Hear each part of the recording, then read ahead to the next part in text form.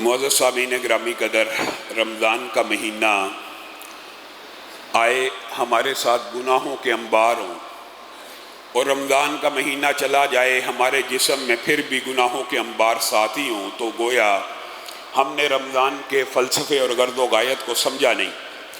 آپ کے سامنے رمضان کے حوالے سے ایک نہایت اہم عبادت جو اسلام کے بنیادی ارکان میں سے ہے اس کو رکھ رہے ہیں، اور مقصد یہ ہے کہ ہم اس عبادت کی اہمیت کو سمجھیں، اپنے گھر والوں کو، اپنے دوستوں کو، اپنے احباب کو، اپنے رشتہ داروں کو، اپنے گرد و نواح میں اس عبادت کی اہمیت کا ابلاغ کریں، تاکہ رمضان جو نئے ارادے باندھنے کا موسم ہے، نیکیوں کی نئی نیتیں کرنے کا موسم ہے، برائیوں کے اعمال چھوڑنے کا ارادہ کرنے کا موسم ہے، اس کے فلسفے اور اس کی غرض و غایت کو ہم پا لیں۔ آپ کے سامنے نماز کی اہمیت کے حوالے سے بہت سی باتیں رکھی ہیں، اسی بات کو آگے بڑھاتے ہوئے یہ بات آپ کے سامنے رکھنا مطلوب اور مقصود ہے کہ صحابہ کا جو نماز چھوڑنے کے بارے میں کفر کا، ارتداد کا، یا دائرہ اسلام سے خارج ہونے کا، یا شرک کا جو فتویٰ ہے، یہ صرف صحابہ کا نہیں تھا، بلکہ تابعین، تبع تابعین، محدثین، فقہائے احناف، حنابلہ، شافعیہ، مالکیہ، ظاہریہ، جتنے بھی اسلام کے اندر فقہی مکتبہ فقہی امام گزرے ہیں یا محدثین گزرے ہیں، یہ اجماعی موقف ہے۔ ہمارے سے لوگ یہ کہتے ہیں کہ جی ہم نماز کس کے پیچھے پڑھیں، آپ تو آپس میں ایک نہیں ہیں، آپ فلاں کے پیچھے نہیں پڑھتے، فلاں کے پیچھے نہیں پڑھتے۔ چلو یہ تو اختلاف ہے کہ ایسے پڑھنی چاہیے، ایسے نہیں پڑھنی چاہیے، لیکن یہ تمام مکاتب فکر کے اندر بات متفق ہے، اجماعی موقف ہے کہ 5 پڑھنی ہے، اور جو چھوڑے گا وہ دائرہ اسلام سے خارج ہے۔ آپ نے یہ بات مانی؟ جو لوگ یہ اعتراض کرتے ہیں کہ ہم جی اختلاف ہے، جس بارے کے اوپر اختلاف نہیں ہے آپ تو وہ بھی نہیں مانتے، اس بارے کے اوپر اتفاق ہے۔ اور جو بات کل آپ کے سامنے رکھی تھی کہ جو بندہ جان بوجھ کے نماز چھوڑ دیتا ہے، چاہے ایک بھی چھوڑ دے، ایک ہے سستی سے چھوڑ دینا، اور ایک ہے عقیدے کے اعتبار سے، یہ بات آپ کے سامنے رکھ چکا ہوں۔ عقیدہ ہے کہ نماز فرض ہے لیکن سستی سے چھوڑ دی، اس کے حوالے سے علماء کی بعض کی دوسری آراء موجود ہیں۔ ایک یہ ہے کہ عقیدہ یہ ہے کہ 5 نمازیں نہ پڑھے بغیر بھی اسلام اور دین مکمل ہے، اور بندہ پھر بھی مسلمان رہتا ہے۔ اس کے بارے میں اجماع امت ہے کہ یہ بندہ دائرہ اسلام سے خارج ہے، اس نے اسلام کو سمجھا نہیں ہے۔ لیکن امام یحییٰ نے عبداللہ ابن مبارک سے یہ جو دوسرا موقف ہے، اس حوالے سے بھی ایک بات نقل کی ہے کہ عبداللہ ابن مبارک سے پوچھا کہ جو بندہ یہ عقیدہ رکھتا ہے کہ 5 نمازیں فرض ہیں، لیکن جب نماز کا وقت آتا پڑھتا نہیں ہے، دوسری نماز کا وقت آ گیا، تو ہمارے بعض علماء کا یہ موقف ہے کہ وہ مسلمان رہے گا۔ تو امام عبداللہ ابن مبارک نے کہا تو نے ایسی بات کی ہے جو مجھے نہ صحابہ سے، نہ تابعین سے، نہ محدثین سے، نہ کسی سے، نہ قرآن سے، نہ سنت سے ملی ہے۔ تو نے ایسی بات کا دعویٰ کیا ہے۔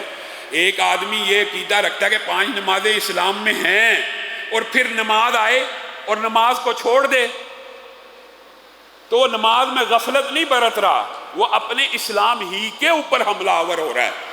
یہ بھی محدثین کا ایک موقف رہا ہے، یہ دوسری رائے بھی آپ کے سامنے ہونی چاہیے۔ میرے بھائیو، اس حوالے سے موقف اتنے سخت ہیں، آپ صرف سن کے حیران رہ جائیں گے کہ جو بندہ بے نمازی یا عادی بے نماز ہے، علماء کی اس بارے میں گفتگو یہ ہے کہ اس کو مسلمانوں کے قبرستان میں بھی دفن کرنا ہے کہ نہیں کرنا، اس کا نماز جنازہ بھی پڑھنا ہے کہ نہیں پڑھنا۔ علماء کی اس بارے میں ایک دوسرے کے ساتھ مباحث موجود ہیں قدیم دور سے کہ جو بندہ عادی بے نماز ہے، مسلمانوں کے قبرستان میں دفن نہ ہو، اس کا جنازہ نہ پڑھا جائے، یہ مباحث۔ اور آپ ایک مثال سے شاید اس بات کی اہمیت آپ کے دل میں راسخ ہو جائے۔ آپ مجھے بتائیے کہ زکوٰۃ کا ذکر جو بنی الاسلام علی 5 میں، اسلام کی بنیاد 5 چیزوں میں ہے، اس میں زکوٰۃ کا ذکر نماز سے پہلے ہے کہ بعد میں؟ بعد میں۔ رسول اللہ صلی اللہ علیہ وسلم دنیا سے چلے گئے، ایک پورا گروہ پیدا ہوا جنہوں نے کہا زکوٰۃ کوئی فرض نہیں ہے، جنہوں نے کہا زکوٰۃ فرض نہیں ہے، دے دیں تو دے دیں، نہ دینے سے اسلام کو کوئی فرق نہیں پڑتا، یا بندے کی مسلمان ہونے کو کوئی فرق نہیں پڑتا۔ میرے بھائیوں، صرف اس ایک مسئلے سے ہو سکتا ہے آپ کو نماز کی بات سمجھ آ جائے۔ حضرت ابو بکر نے ان کے خلاف کیا فتویٰ دیا؟ حضرت ابو بکر نے کہا یہ مرتد ہو گئے ہیں، یہ مرتد ہو گئے ہیں، اور تلوار کو بے نیام کر لیا اور تلوار کو اٹھا لیا۔ اور حضرت ابو بکر نے کہا جو شخص رسول اللہ کی زندگی میں زکوٰۃ دیا کرتا تھا، اگر اس نے زکوٰۃ کا انکار کیا، ابو بکر ان کے خلاف جہاد کرے گا۔ یہ مرتد ہو گئے۔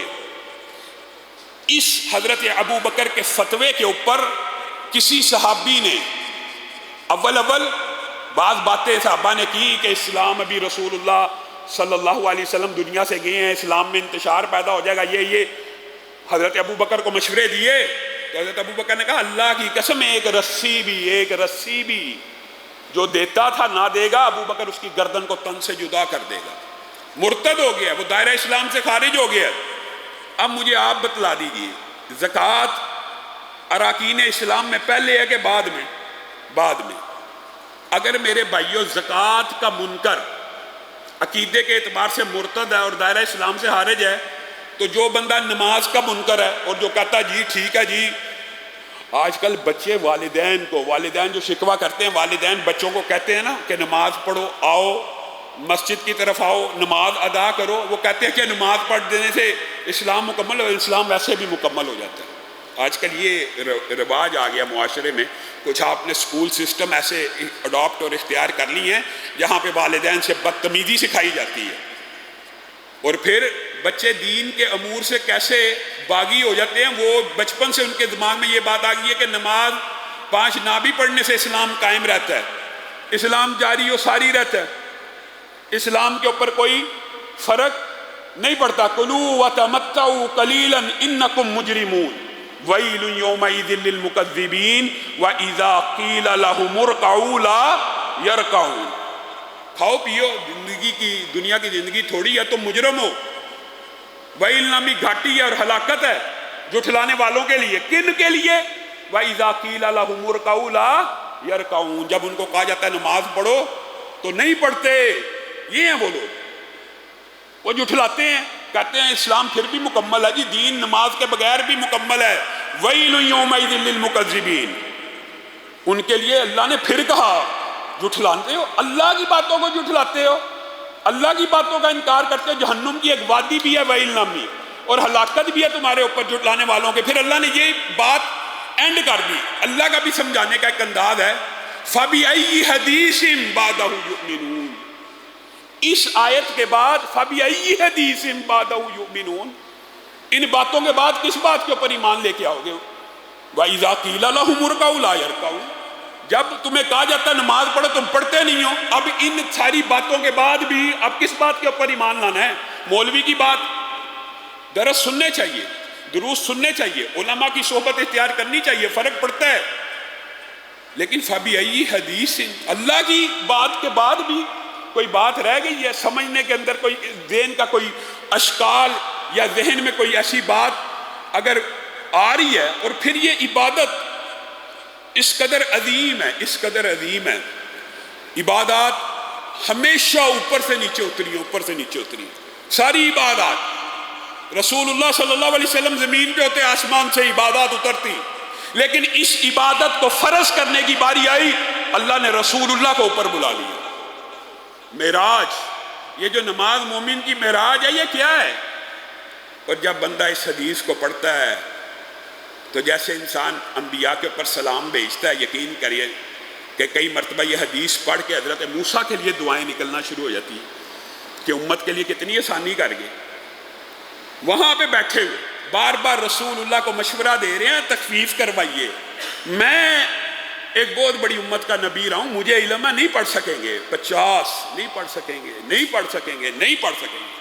اللہ تعالیٰ ان کے اوپر رحمتوں کا نزول فرمائے۔ کتنے عظیم نبی اور پیغمبر تھے، کتنے مخلص تھے، کتنا درد دل تھا، رسول اللہ کو بار بار کہہ رہے ہیں واپس جائیے، واپس جائیے، تخفیف کروا دیجیے، تخفیف کروا دیجیے۔ یہ معراج جو اللہ رب العزت نے نبی کریم کو معراج کرا کے یہ نمازوں کو نازل کیا، میں اور آپ یہ سمجھتے ہیں ان کے بغیر دین مکمل ہے، کامل ہے، تو آپ کو، اور یہ بات بھی اپنی طرف سے نہیں ہے، محدثین کا، علماء کا، میرے بھائیوں، لوگوں نے، فقہا نے اس بارے کے اوپر بحث کی ہے کہ ایک میاں اور ایک بیوی ہے، ایک بندہ نمازی ہے، ایک بندہ بے نمازی ہے، ان کا نکاح برقرار رہتا ہے کہ نہیں؟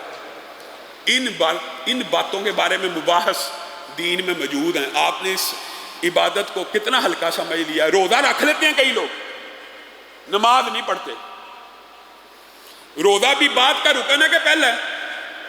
ایک مرتبہ رسول اللہ صلی اللہ علیہ وسلم سر جھکا کے بیٹھے ہوئے تھے اور کہنے لگے اس ذات کی قسم جس کے ہاتھ میں محمد صلی اللہ علیہ وسلم کی جان ہے، اور دیگر روایات میں کچھ دیگر الفاظ بھی موجود ہیں۔ رسول اللہ صلی اللہ علیہ وسلم بار بار قسمیں کھا رہے ہیں، 3 قسمیں جب اللہ کی کھائی نا تو صحابہ کے دل دہل گئے، اور بعض روایات میں آتا ہے صحابہ کی آنکھوں سے آنسو آنے لگے، پتہ نہیں کتنی بڑی بات رسول اللہ کہنے والے ہیں کہ 3 قسمیں کھا لی۔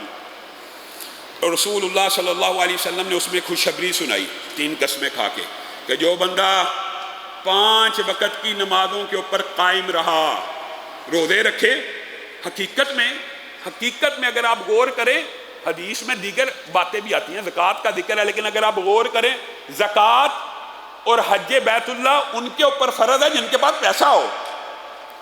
گویا اسلام کی باقی 3 اکائیاں صرف یہ رہ جاتی ہیں، گواہی کے بعد، شہادتین کے بعد نماز اور روزے، بس۔ تو گویا جو بندہ یہ اسلام کی بنیادوں کو ان سے چمٹ جاتا ہے، تو رسول اللہ صلی اللہ علیہ وسلم نے کہا جس نے 5 وقت کی نماز پڑھ لی، رمضان کے روزے رکھ لیے، اگلی بات زکوٰۃ کی تو تب ہے جب مال ہو، تو وہ جنت میں اس طرح پروٹوکول سے داخل ہو رہا ہوگا کہ جنت کے 8 دروازوں سے اس کو آواز دی جا رہی ہوگی، اے بندہ مومن، جس مرضی دروازے سے چاہے داخل ہو جا۔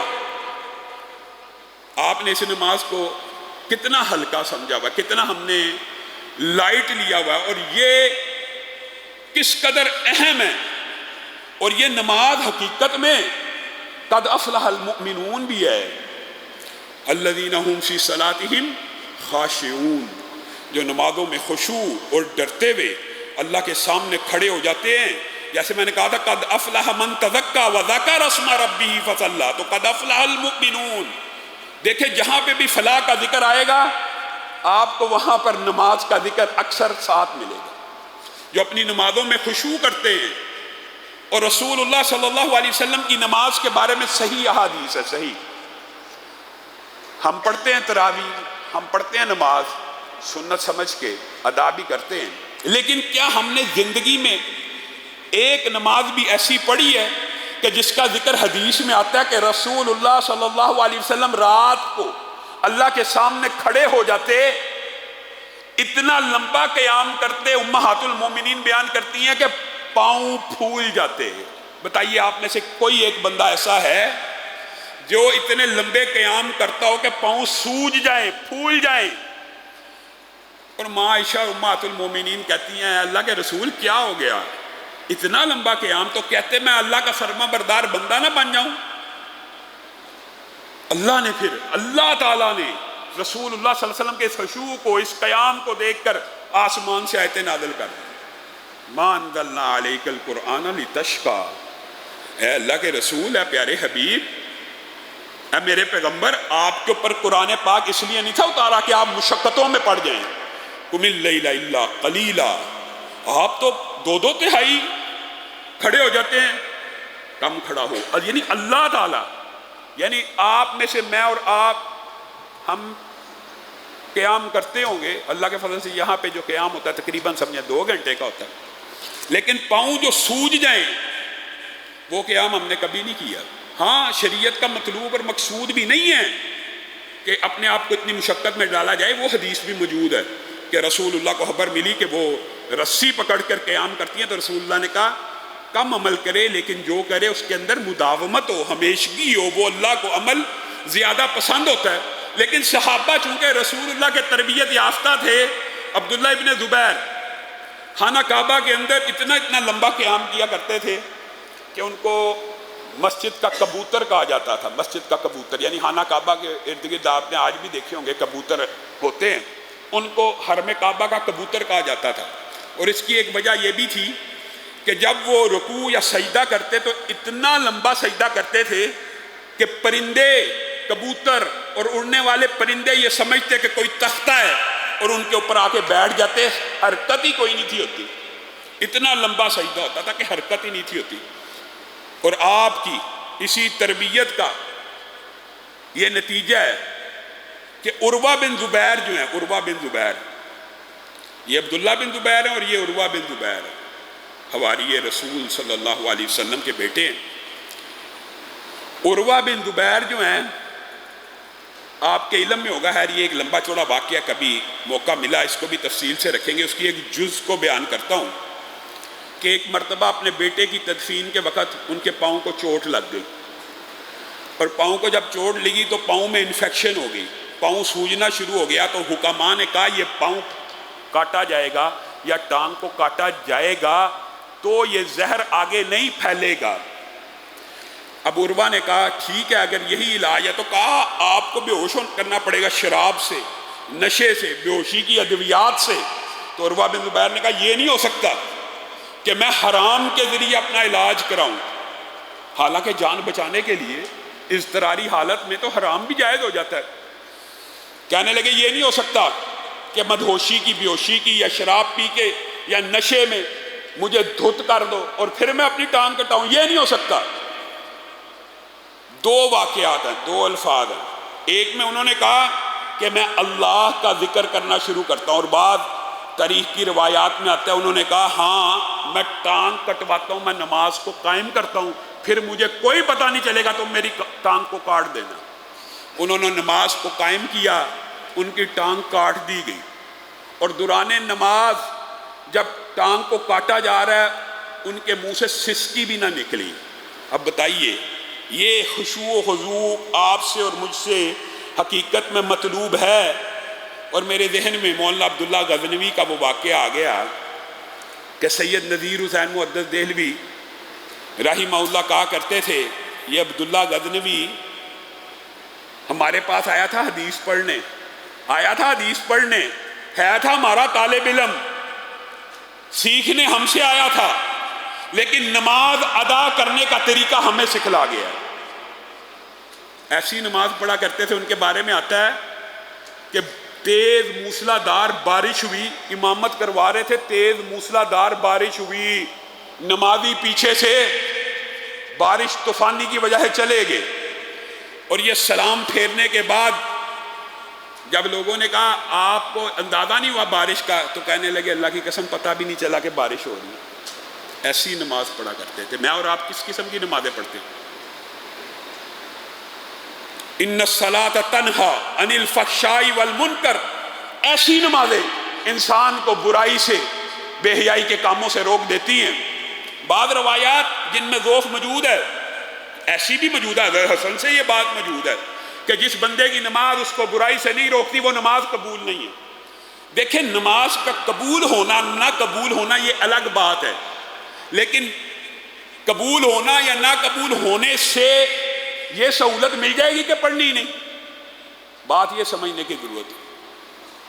پڑھنی پھر بھی ہے، قبول ہو جو بندہ عین وقت پہ پڑھتا ہے، باجماعت پڑھتا ہے، خالص اللہ کے لیے پڑھتا ہے، اس کی بھی گارنٹی ہے کہ قبول ہونی ہے کہ نہیں؟ قبول کرنے والا تو اللہ ہے، پڑھنی پھر بھی ہے۔ اسی لیے اس بارے میں 3 حکایتیں بھی موجود ہیں، اور رسول اللہ صلی اللہ علیہ وسلم سے واقعات بھی منقول ہیں۔ رسول اللہ کے پاس ایک شکایت لے کے بندہ آ گیا اور کہنے لگا یہ اللہ تعالیٰ تو قرآن میں کہتا ہے کہ نماز بے حیائی اور فحشی اور منکر اور برے کاموں سے روکتی ہے، یہ بندہ آپ کے ساتھ نمازیں پڑھتا ہے اور بے حیائی کا کوئی کام انصاری ہے، صحابی ہے، چھوڑتا نہیں ہے۔ تو رسول اللہ صلی اللہ علیہ وسلم مسکرانا شروع ہو گئے اور کہا ایک دن آئے گا چھوڑ دے گا، ایک دن آئے گا اس کی یہ نماز اس کو بے حیائی کے کاموں سے روک دے گی۔ اور ایسا ہی ہوا۔ پھر ایک دفعہ شکایت آئی، اللہ کے رسول یہ بندہ چور ہے، نماز آپ کے ساتھ پڑھتا ہے، چھوٹی موٹی چیزیں چراتا ہے بعد میں۔ تو رسول اللہ صلی اللہ علیہ وسلم نے کہا ایک وقت آئے گا یہ چوری سے رک جائے گا، اور ایسا ہی ہوا۔ کچھ عرصے کے بعد نماز نے اس کو چوری سے روک دیا۔ اسی طرح کی ایک حکایت حضرت عمر کے دور کی بھی موجود ہے۔ ایک نوجوان نے ایک عورت شادی شدہ کو دیکھا اور اس کے محبت میں گرفتار ہو گیا۔ وہ شادی شدہ عورت کو دعوت گناہ دی۔ اس شادی شدہ عورت عقل مند تھی، صاحب بصیرت تھی۔ اس نے کہا ٹھیک ہے میں تیری دعوت کو قبول کروں گی اگر تو 40 دن حضرت عمر کے پیچھے نماز کو ادا کرے گا۔ 10-12 دن گزرے، اس آدمی کے طور اتوار بدلنا شروع ہوئے، اگرچہ وہ ان 12 دنوں میں نماز پڑھ کے عورت کے گھر جاتا کہ آج اتنواں دن ہو گیا، آج 12واں دن ہو گیا۔ 12-13 دنوں کے بعد اس نے اس عورت کے گھر جانا بھی چھوڑ دیا۔ تو 40ویں دن اس عورت نے اس کو کہا ہاں جی تیرا وعدہ مکمل ہو گیا، وقت پورا ہو چکا ہے، تیرا کیا ارادہ ہے؟ تو اس نوجوان نے کہا اللہ کی قسم برائی کرنا تو دور کی بات ہے، اب ضمیر آپ کی طرف آنکھ اٹھا کر دیکھنے کی بھی اجازت نہیں دیتا۔ حضرت عمر کو اس بیوی نے اپنے خامند کو یہ قصہ بتایا کہ اس طرح میں نے نوجوان کی اصلاح کی ہے۔ وہ خامند حضرت عمر کے پاس آیا تو حضرت عمر نے قرآن کی یہی آیت پڑھی، ان الصلاۃ تنہی عن الفحشاء والمنکر۔ اللہ تعالیٰ نے سچ کہا ہے، نماز فحاشی اور یعنی بے حیائی کے کاموں کو روکتی ہے جیسے روزہ۔ اسلام کے جتنے فرائض ہیں حقیقت میں جتنے بنیادی اراکین ہیں وہ انسان کو فحاشی اور یعنی بے حیائی برے کاموں سے روکتے ہیں، اور ان کی غرض و غایت بھی یہی ہے۔